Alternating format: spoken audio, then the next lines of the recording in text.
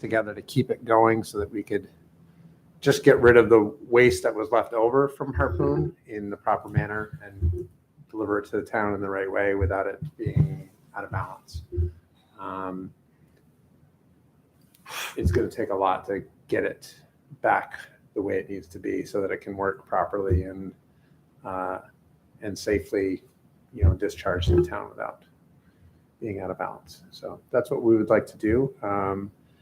Alec Distler from Champlin Associates is somebody that we reached out to for a design of how we could improve the system. He came up with a proposal. I have a narrative here that he's written, some of the specifics of what our needs are, and how this will help our company progress and hopefully be able to continue to expand in that location and make improvements and bring more jobs to Middlebury. So really big picture, looking at some pre-treatment capacity, wastewater pre-treatment capacity for this company so that they can discharge responsibly to the town's facility. Last time we spoke, you were working on some numbers for the equipment and the installation of the equipment, and it was in the $75,000 to $100,000 range. For what they're looking for the grant application. Yeah. The final estimate I got from Alec was 125. We're hoping that we can reuse some of the existing stuff, but that's his sort of ballpark conservative estimate. That includes pH monitoring, sampling equipment, flow meters, level controls, and other monitoring and control systems. It kind of needs to be completely overhauled. It was not in great condition, and there's no redundancies there either. So there were accidental flow outs and things like that. Now, we don't plan to use it quite the same way as Otter Creek was, so we won't, certainly in the short term, do not plan to be flowing out. I think they were permitted for 20,000 gallons a day, but we'd like to be able to maintain that permit to expand to into the future. So this is a little bit different from other grant programs. The town would be the applicant, and the subgrantee would be this business. It is a competitive grant program, from what I understand. And the applications are due July 26th. So would you be in a position to come back to the board with a completed grant application for their endorsement? So yes, we have most of that stuff put together. There's some information we're still pulling together from. So at their next meeting on July 11th, that would give you time to package it all up and submit it by the deadline. Yeah, and I'm happy to share this with you guys as well. I can email to you. I just finalized it with Alec this morning, so I can forward you this information so you have it in front of you to look at. And then we do a letter of recommendation, or because the applicant, in my understanding that they would actually be the applicants. No, we would be the applicant. So we'd be the applicants. Okay. And we'd have to have a memorandum of understanding providing for the administration of the grant and the funds in compliance with federal regulations, state and federal regulations. Okay. And we'll be able to get that all together before they're due. I'm confident that, I have majority of the application set with Alex already. Okay. He's done these before, and they work. Wastewater is their business. It's something that's new to me. I've been learning as we've inherited the building, so I'm leaning on them and some other associates that we work with, like Otter Creek Engineering, to try to help us go about this the right way and tell us what we need to make this work. And how does this fit in with the plants, the energy? Purpose Energy. Purpose Energy. Yeah. Plans. So currently the way the building is set up, all the drains go to 1,000-gallon pit. Yeah. And then that is pumped into a 20,000-gallon holding tower where it can be right now inefficiently circulated so that acid or caustic can be added to balance the pH. I mean, this is a grant to our community. There's $3.6 million, and I know Well, other communities have. there's 3.6, but they say they've allocated 2.8. Yeah. Does that mean there's 800,000? And none of that coming to us. We've done Right. a little Right. late. Yeah, It was just announced in May. right. It was like, And it was announced when it was already 75% allocated. Clever. We probably had need for it. Sure. When they, And certainly I can ask wastewater superintendent Bob Wells if he knows of any other business that might be in need of some updates, repairs. yeah, I'll do Pre-treatment. that. it's really been be those liquid producers probably for the amount of, like Cabot's is our largest. Guessing that they know about this application. Maybe. I'll reach out to the plant manager. Yeah, that's right. Okay, Howard has joined us. Howard is here. Howard is with us. Okay.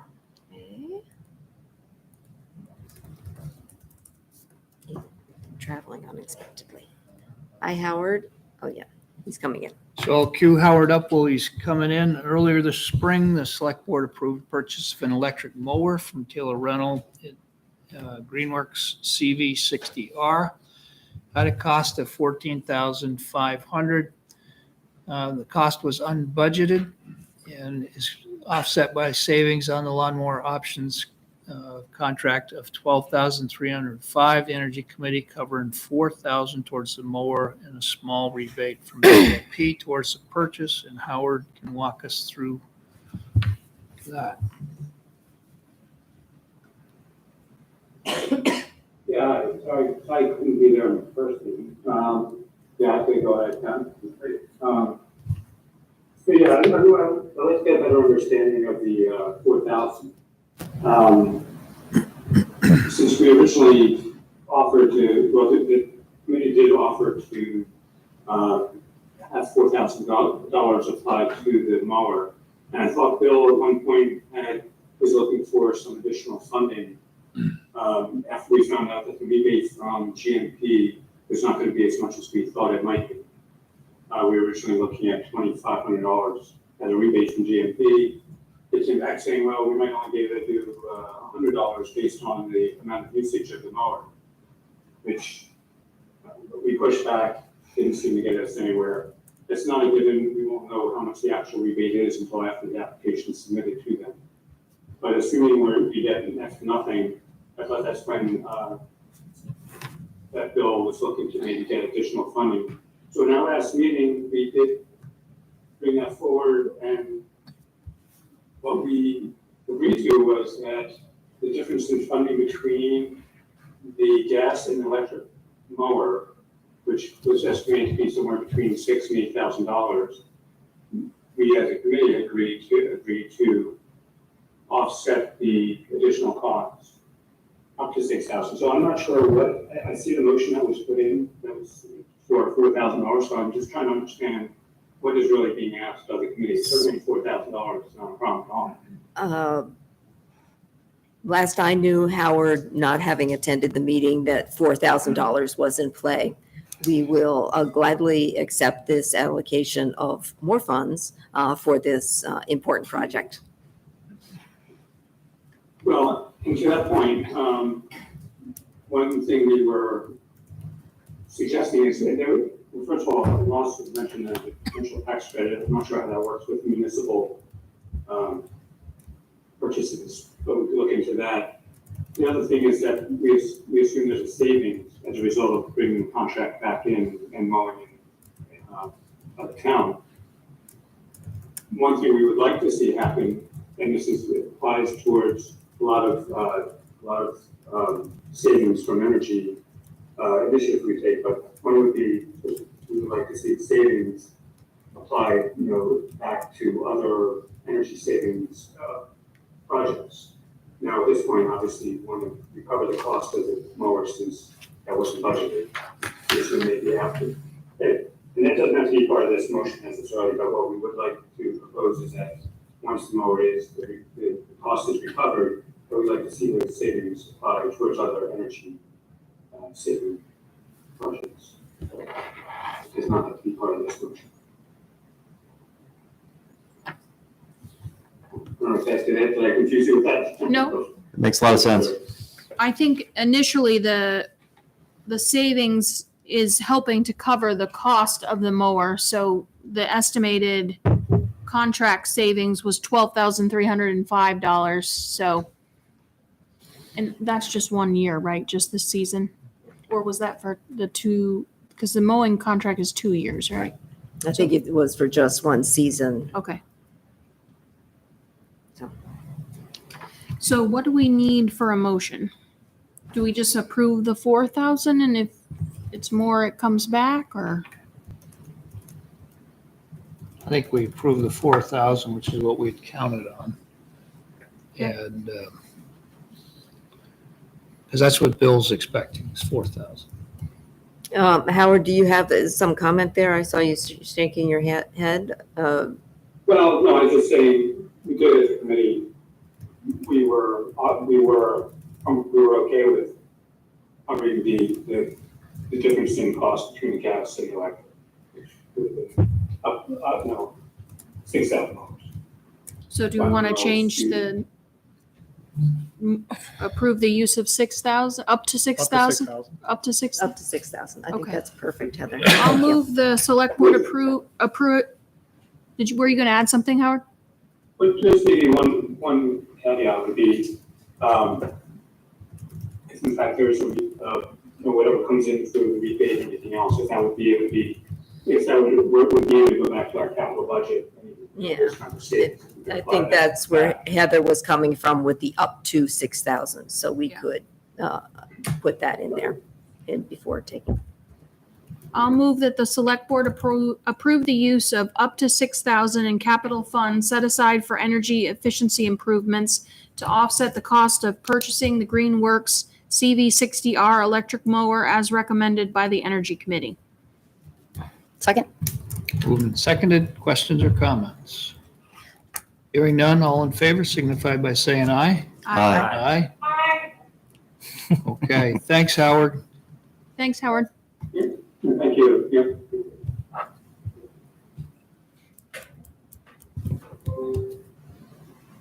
Is Joni in the meeting yet? Joni from the Women's Center, are you with us? If so, please raise your hand. It's a little bit early. It's a little bit early. So who has check warrants? This, I do. Want me to go for it? well, let's do check warrants. All right. I move to approve total expenditures in the amount of $435,462.37, consisting of $328,740.25 for accounts payable and $106,722.12 for payroll for the period of June 14th, 2023 through June 27th, 2023. Second. Moved and seconded, all in favor signify by saying aye. Aye. Aye. We pay our bill. I heard a who.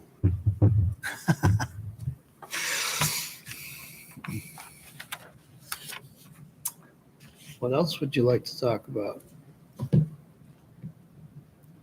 You want to do select board concerns? Is that? Select board concerns? We'll do select board concerns. Pride went really well. Holy cow.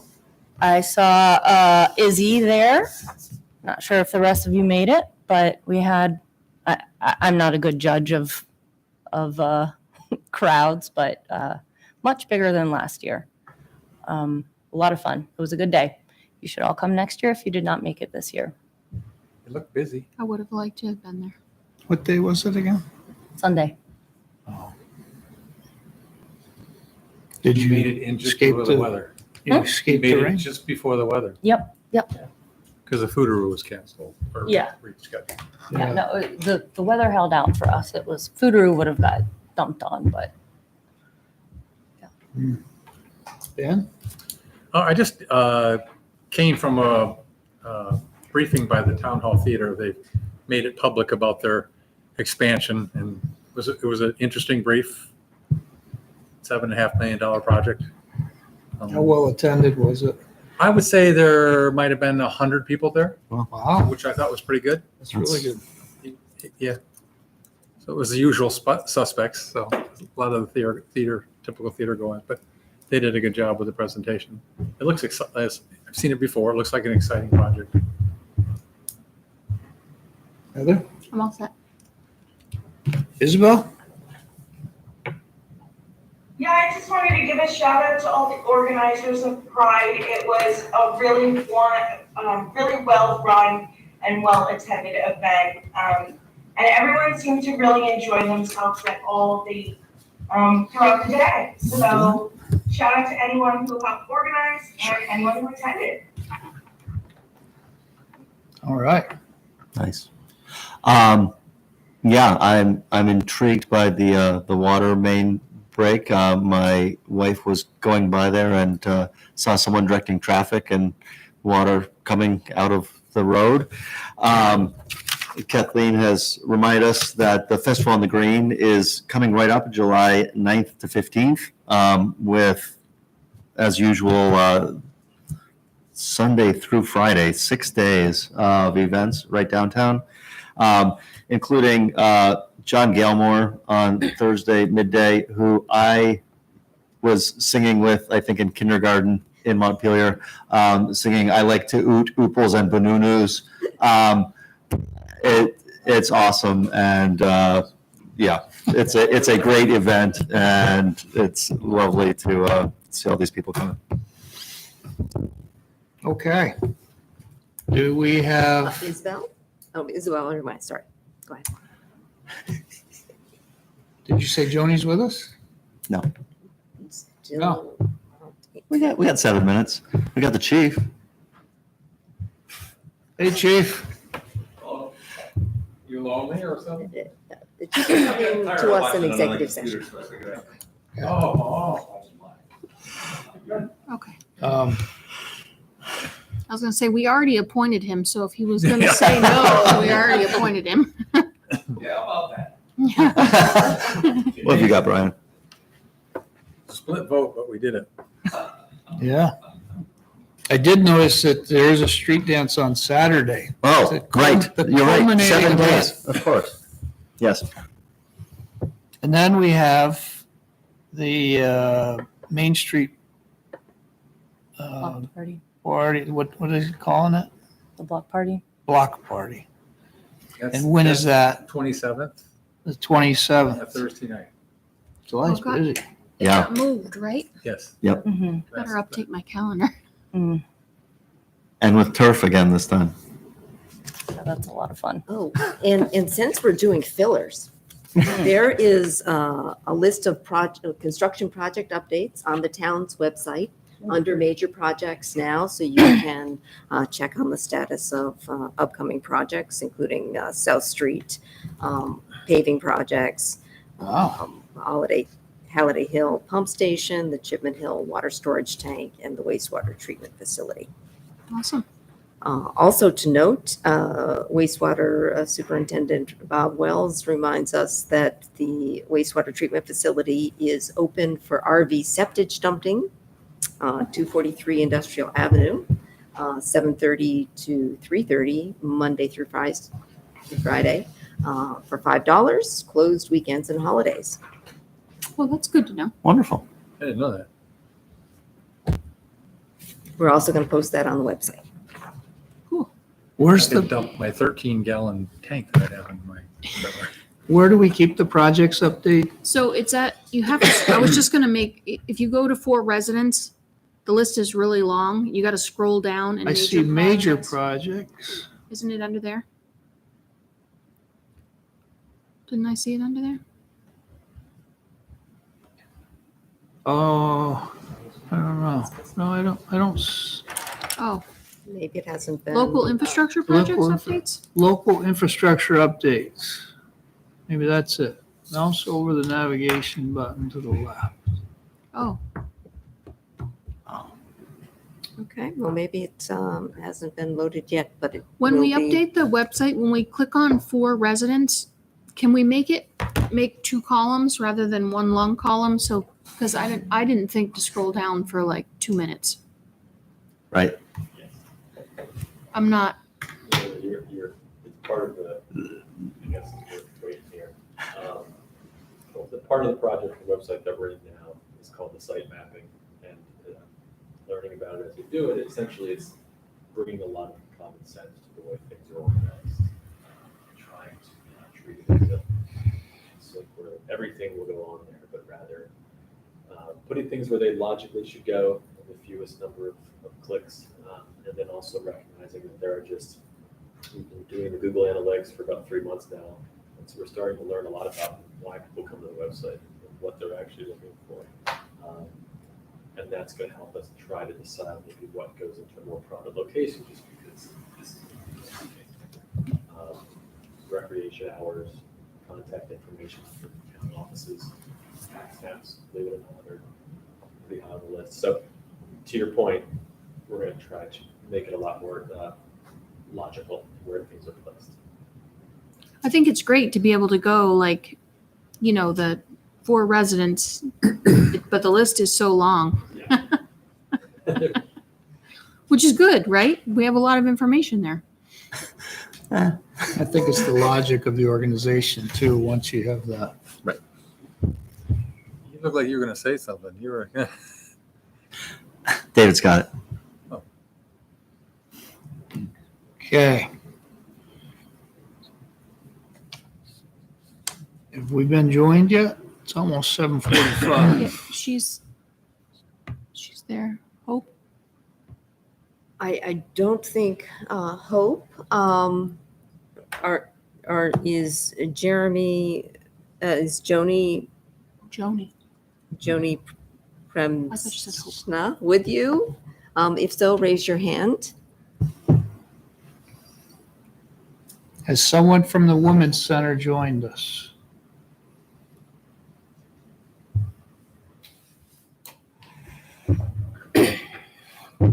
Is it the doctor that's there?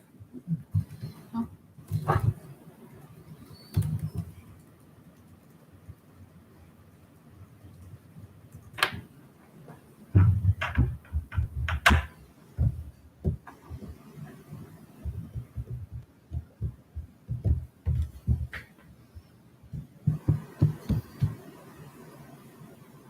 Down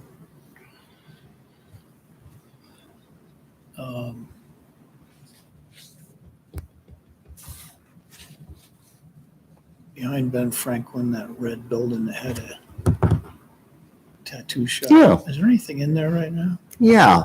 What's in there? Down behind Ben Franklin? Is that what you're asking? Yeah, Pierre Vachon still has a shop in there, a retail shop, and is looking actually for a marijuana retail license Oh, really? for that space. Where? Pierre Vachon. The building, like, kind of across from Haymaker, Okay. tucked behind the Ben Franklin building. Isn't that a tattoo shop? Parlor now? It was. Has been. He had a tattoo person That's him, yeah. who worked in there with him. He does piercings and sells some crafts stuff that he makes. Is Florida doing so well that there's room for more? Who knows? Business risk, isn't it? It is.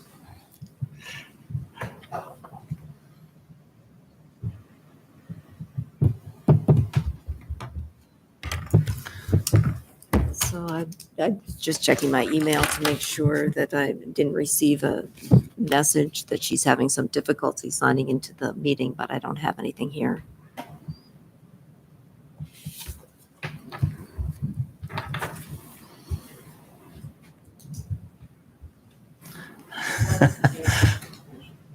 Nope, did she just come in? Okay.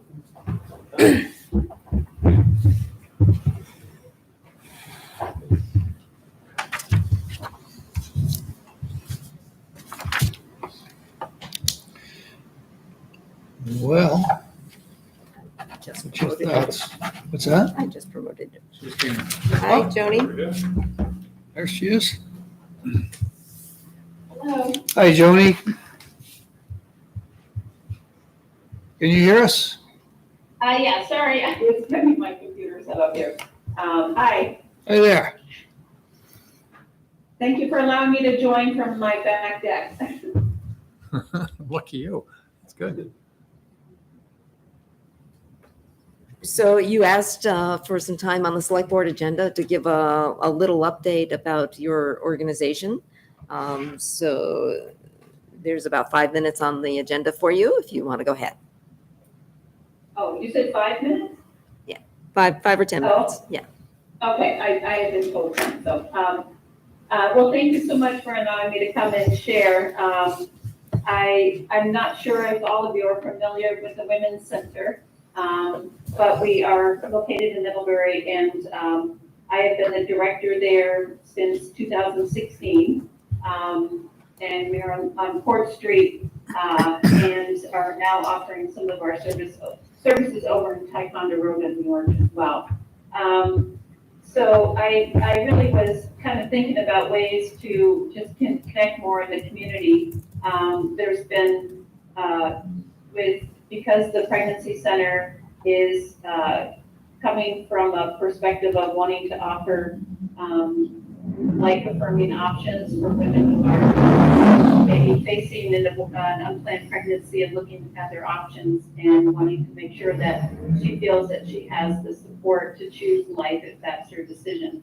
And because abortion has been such a hot political topic, there's been a lot of, I think, misunderstandings around what our pregnancy center does, and I'll only speak for our center. I know there are other centers in Vermont as well, and there's even been some legislation recently trying to really focus in on pregnancy centers to make sure that they're, doing everything with truth in advertising and everything, and that's fine. We should be doing that, but they're just being targeted, and there's been some protests in various different ways, and just some real negative rhetoric out there about pregnancy centers. And as the director and knowing what we do, and seeing a lot of misinformation, it's just been a bit frustrating. So I appreciate the opportunity to just help you understand as leaders in our community what we do, and give you a few minutes opportunity to ask me some questions as well.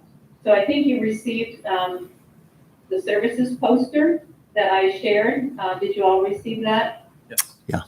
Is that accurate? Okay.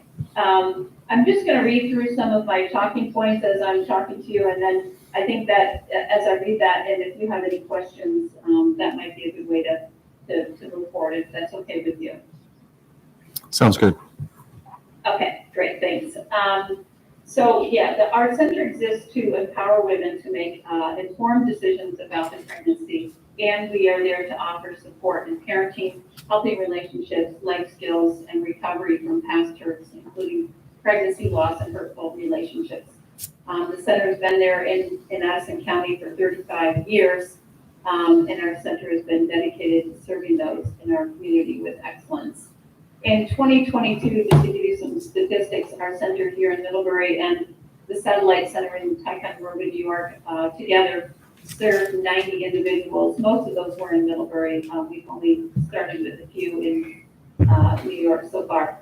But we've done that with offering pregnancy tests, ultrasound exams, material assistance, and educational classes, which we did sort of another center in Vermont did sort of some research and found out what those services would cost if they were to be paid for by taxpayers. And the services that our center alone would have saved the community, or did save the community of over $72,000. Our center is entirely supported by donations from individuals in the community. So the free services offer provide a tremendous benefit for families in our community by helping to build healthy and stable families. All of the pregnancy tests, childbirth and parenting classes, mentoring, community referrals, post-abortion support also are just a few of the services that we offer. We have essential resources, material things such as formula, diapers, baby clothes, vitamins, baby equipment, maternity clothes, and again, all of that is free of charge.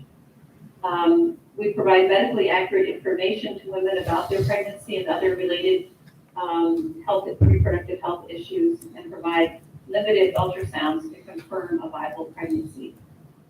Before making such a critical decision about their health, women feel better knowing they did their research. Clients tell us in exit surveys statements like, "I felt so relieved after visiting your center and hearing about all my choices. I felt like I had the information I needed to make a good decision, and I felt like I was not alone in this decision."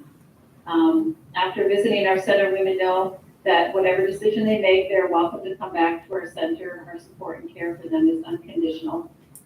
We've had women continue to come back, sometimes after having still terminated, and sometimes, many times, coming for support for continuing a pregnancy. Our clients give us high approval ratings on exit surveys, and former client referrals are often our best form of advertising. Our center is committed to upholding strict standards of care. We adhere to a commitment of care and competence, which is a foundational document that reiterates our commitment to serving clients with utmost integrity. We comply with strict guidelines regarding truthful advertising. All of our advertising clearly states the services that we offer and what we both offer. Our medical services are provided by licensed medical professionals under the direction and supervision of a licensed physician. And all of the information we provide to clients is medically accurate. We're committed to providing our clients any medical information, and that is reviewed by a medical professional, and includes medical references from mainstream peer-reviewed journals and other equivalent sources. And again, just because I mentioned earlier, some of the sort of attacks that we get, our high standards, our adherence to the law, and our commitment to serving all clients with compassion and integrity. Oftentimes we see the accusations against our center are really unfair, inaccurate, sometimes feel particularly motivated and feel like they just are going to end up causing services that could be offered and support to be kept from women that could really use that. So I talked kind of fast and threw a lot at you, and you've had this chance to review our services, but does anyone have any questions? I'd love to be able to answer any questions you might have. I have a question. I have a few questions. Can you hear me okay? Yeah, who's speaking? Lindsay Fuentes George. Hi. Okay. Wave so you can see me. Hi. All right. My Thank small you. dot. Hi. You mentioned you thought you were saving the taxpayers' money with your services. You said $72,000. That's what those services we charge. Right. We charge. Though, when people come to your facility for an ultrasound, for example, they still have to go to an actual doctor. So that ultrasound will happen at an actual doctor's office as well. Correct? Yeah, I mean, sometimes the early ultrasound that confirms the pregnancy is not necessarily offered at the doctor's office. But yes, they go, Right. you know. So you're offering them an ultrasound that is unnecessary, which is fine. But to be clear, you're not saving the taxpayers that money. Okay. Okay, sure. Do you offer abortion referrals? No, we state Right. clearly that we do not refer abortion. Right. You are a religious organization? We are faith-based, correct. Okay. Do you offer contraceptives? No, we don't offer any contraceptives. We'll do a contraception consultation, but we don't offer contraceptives. Do you offer mammograms? No. So you do not provide women with medical care at your facility? We offer the ultrasound, which is a medical exam. Right, which they could also get at other locations, but that's fine. I mean, you know, people can choose where they want to go. Right. Do you understand meta tags, like how meta tags work on the internet, like an HTML tag? Because when I Google abortion, Middlebury, Vermont, your center comes up first, which was an intentional choice that your organization is making, because you have to do the work to make your site come up first when abortion is what somebody is searching for. But you do not offer abortions, and you do not offer referrals to abortions. Correct. Yeah, we offer information on abortion. Right. Yeah. All right. I would like to share some actual information with the community. I would like people to know that complete medical care is offered right here in our facility for anyone who is pregnant or thinks they might be pregnant, including abortion. You do not have to go to Rutland. You do not have to go to Burlington to seek that kind of care. If anyone is a minor, I would also like you to know that Vermont law does not prevent you as a minor from seeking your own medical care around reproductive health, meaning you can go see a real medical doctor at a real medical facility without your parents' permission. It's easy to do that at Porter, for example, which is also right downtown. It's easy to get to from downtown.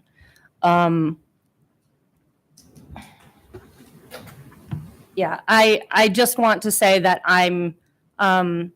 we are now 4 days, 1 year and 4 days into half of our country losing their right to bodily autonomy. If my 13-year-old is raped, depending on what state she lives in, she may not be able to access abortion and care. And her 74-pound body will be forced to carry her rapist's baby. And I'm appalled that that is the state of things of our country. I'm equally appalled that you're sitting here trying to make it out like our community is against you. Your sign could say, "We are not a medical facility," and that would clear things up. But you tag things on the internet to make it confusing. The information on your website is kind of buried under other things. You use words that sound slightly medical. And I'm sorry, but who is your doctor? Who is the OBGYN? Because when I go to the OBGYN, I know her name. Who is your OBGYN? We have an OBGYN who oversees our. Right, who is that? Our nurse, Dr. Joseph Abner. He's licensed in Vermont, but he's actually in New Hampshire. What? He's in New Hampshire, but he's licensed in Vermont? Mm-hmm. So why is his name not on your site? I mean, most places Most places have their doctors' names on their site. look at. So if I come in to your services, I will be seen by somebody who is a medical professional? Yes, we have a licensed registered nurse who sees our patients for medical services. You have a single licensed registered nurse who Yes. provides the ultrasound that is unnecessary, the unnecessary ultrasound to the community. Can I just respond to her? I understand where you're coming from, but you have to know that the women that come to our center are fully aware. They do not get past the reception desk knowing that we do not refer. We had somebody call regularly, "Do you offer abortions?" And we just say, "No, we don't offer abortions." Who are you overseen by? Who oversees you? Who oversees who? Your organization. Like if somebody were to have an issue with your organization, to whom should they complain?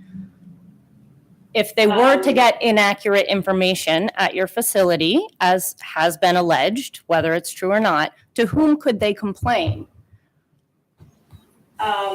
Well, I mean, I think they can complain to the state. I mean, they can contact us. We have a board of directors. We have a licensed medical doctor. I mean, they can, I'm not sure who the authority is who they would complain to, but. If I went to a doctor's office and I thought I was provided inaccurate information, who would I who could I complain to?